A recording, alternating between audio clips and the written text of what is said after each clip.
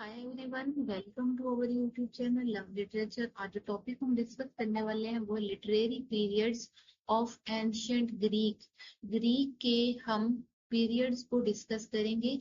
Greek के periods का हम ओवरव्यू लेंगे। उससे पहले अगर आप हमारे चैनल पर न्यू हैं तो चैनल को सब्सक्राइब कर लें और वीडियो को लाइक जरूर करें। हम एंशियंट ग्रीक के 5 पीरियड्स हैं, पांचों का ओवरव्यू लेंगे। ग्रीक हिस्ट्री के, ग्रीक लिटरेचर के ये पीरियड्स हैं जिनको हम डिस्कस करने वाले हैं। पहला पीरियड है माइसीनियन पीरियड।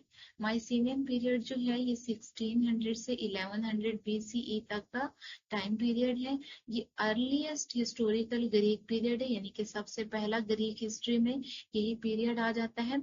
ये बैकग्राउंड प्रोवाइड करता है होमर की एपिक्स इलियाड एंड ओडेसे के लिए, characterized by palace culture and earlier writing B linear B.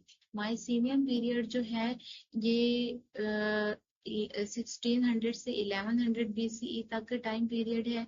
ये अर्लीस्ट पीरियड है ग्रीक लिटरेचर में, ग्रीक हिस्ट्री में सबसे पहला पीरियड है। तब क्या होता है कि माइसीनियन के टाइम पीरियड में पैलेसेस होते हैं, ठीक है, बड़े बड़े पैलेसेस होते हैं, और इसके अलावा राइटिंग सिस्टम के लिए उनके पास लीनियर बी सिस्टम होता है। और लीनियर बी जो राइटिंग सिस्टम है, इसमें रिकॉर्ड किस चीज का रखा जाता है? सिर्फ इसमें एकेडमिक रिकॉर्ड रखा जाता है, और इसके अलावा एकेडमिक रिकॉर्ड भी रखा जाता है। इसमें पोइट्री वगैरह, इसमें लिटरेचर नहीं लिखा जाता, जस्ट एकेडमिक रिकॉर्ड के लिए और इकोनॉमिक रिकॉर्ड के लिए ही राइटिंग सिस्टम जो इनके पास लीनियर बी होता है। तो माइसीनियन पीरियड जो है ये काफी अरूज पर होता है। इनके पास राइटिंग का सिस्टम भी होता है, पैलेसेस वगैरह होते हैं, फार्मिंग का सिस्टम भी होता है, ट्रेड। उस दौरान क्या होता है कि माइसीनियन पीरियड में ट्रोजन वॉर होती है। ठीक है, ट्रोजन वॉर जो होती है किन किन के बीच होती है? एक तो ट्रोय और दूसरी तरफ ग्रीक होते हैं। ग्रीक्स और ट्रोय के बीच ये वॉर होती है। और इस वॉर के दौरान क्या होता है कि ग्रीक्स जो होते हैं इस वॉर को विन कर जाते हैं, ठीक है। और ट्रोय के जो लोग होते हैं वो हार जाते हैं। उस वॉर को हम कहते हैं ट्रोजन वॉर, जिनको बाद में होमर जो है अपनी एपिक्स इलियाड एंड ओडेसे में डिस्कस करते हैं। तो ये माइसीनियन पीरियड में ट्रोजन वॉर हुई थी।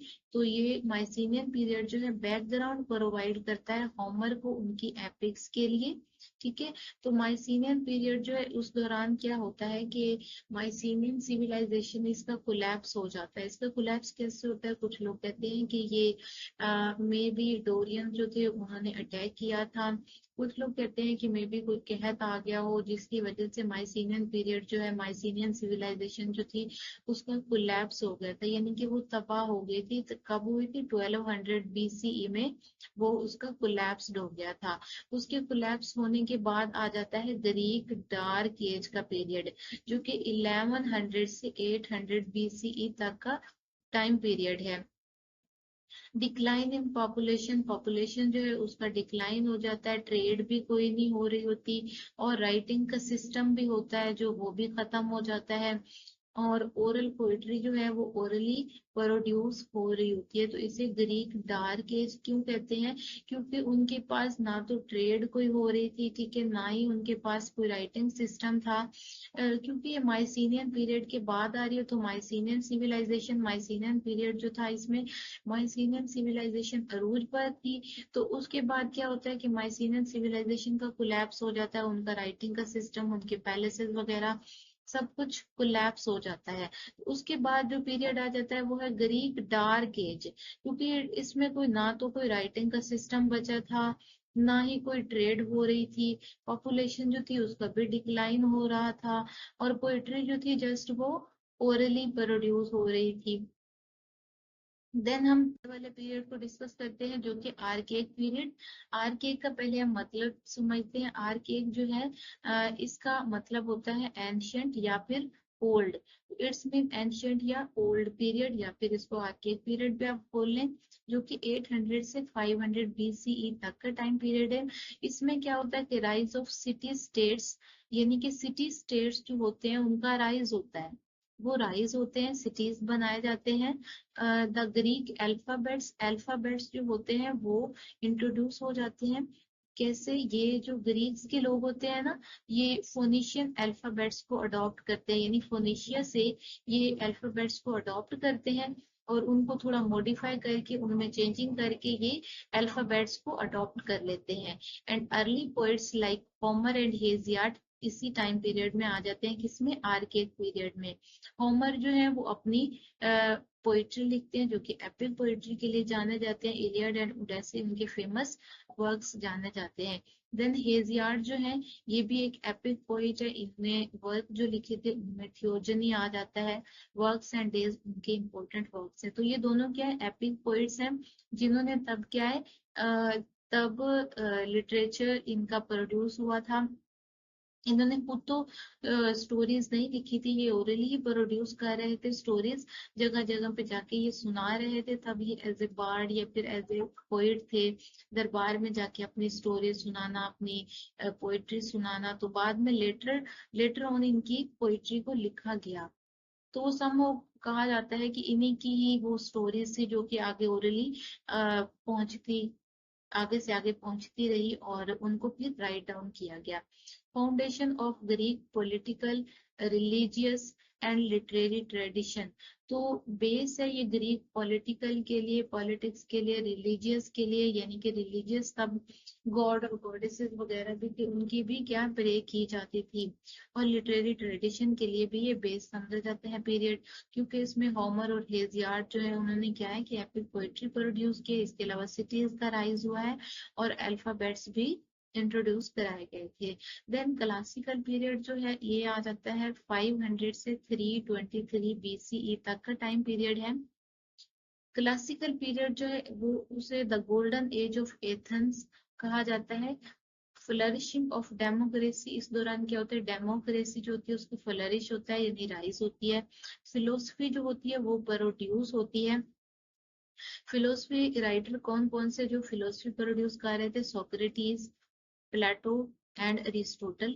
ये तीन मेजर फिलोसफर थे जो कि फिलोसफी प्रोड्यूस कर रहे थे। एंड ड्रामा जो था वो भी इसी टाइम पीरियड में लिखा गया।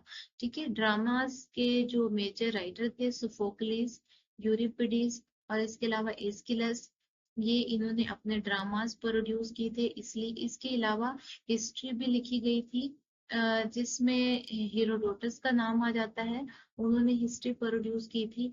तो ये जो टाइम पीरियड है इसको गोल्डन एज ऑफ एथेंस कहा जाता है।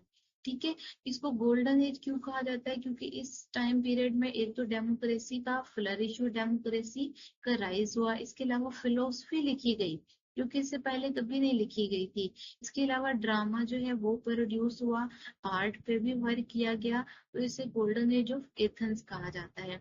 देन जो लास्ट वाला पीरियड है ग्रीक का, ग्रीक हिस्ट्री का, वो है हेलेनिस्टिक पीरियड।